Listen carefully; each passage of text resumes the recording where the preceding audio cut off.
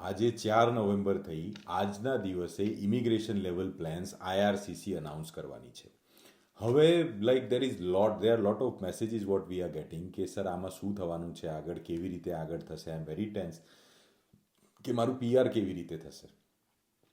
I am very tense કે મારું આગળ વર્ક પરમિટનું શું થશે, ટેમ્પરરી રેસિડેન્ટ સ્ટેટસમાં શું થશે, શું PGWPની એલિજિબિલિટી ઘટી જશે, શું વર્ક પરમિટ એક્સટેન્શન ઘટી જશે, શું ટેમ્પરરી રેસિડેન્ટ્સ ઘટી જશે, શું પરમનન્ટ રેસિડેન્ટના કોટાસ ઘટી જશે. Then a short answer is the things what are not in your hand એની માટે ટેન્શન કેમ લો છો.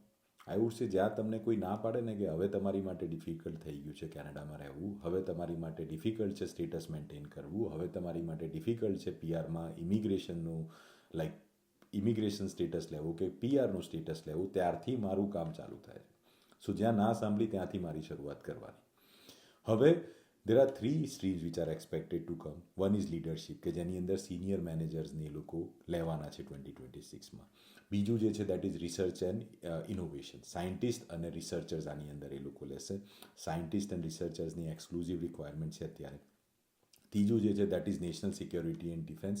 મિલિટરી પર્સોનેલ્સને ટાર્ગેટ કરીને આ કેટેગરી લોન્ચ થવાની છે 2026માં.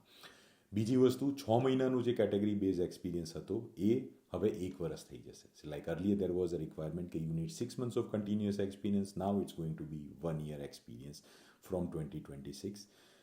Other thing apart from that, permanent resident application no total के quota is expected to go down, but they might find something कि अगर जो investor stream के भी कहीं launch करवी हो, that is a strong possibility as per me. Like I'm presuming that કે એવું કંઈ કરી શકે છે એ લોકો.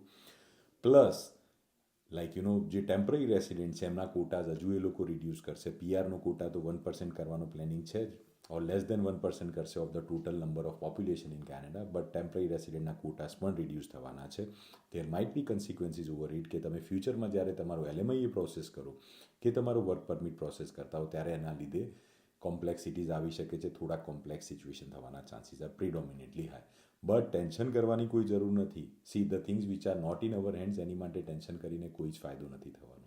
આઈ વુડ સજેસ્ટ જે લોકો આ વિડીયો જુએ છે સ્ટ્રેટેજાઇઝ કરો અને જ્યાં તમને લાગતું હોય કોમ્પ્લેક્સિટીઝ છે ત્યાંથી જ અમારું કામ ચાલુ થતું હોય. સો જે થવું હોય થાય.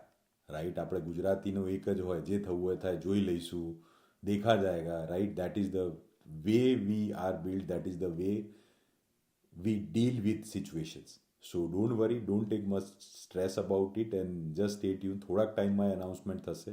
Follow my page so that you don't miss on that announcement. Thank you so much.